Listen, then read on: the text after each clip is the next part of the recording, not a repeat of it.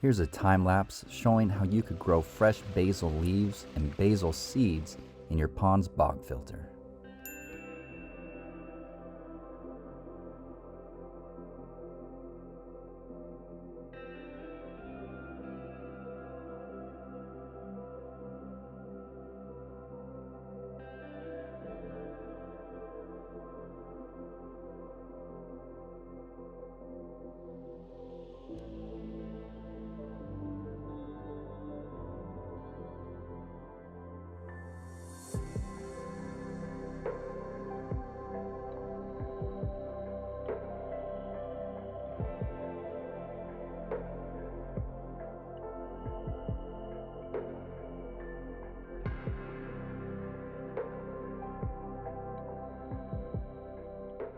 So this is day 75, and this basil plant is about 2.5 feet tall.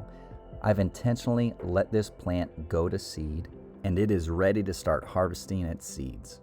A good indicator of when it's ready to start harvesting the seeds is when these seed pods turn a dark brownish color. That's a good sign that inside those brown pods are black mature seeds ready to harvest.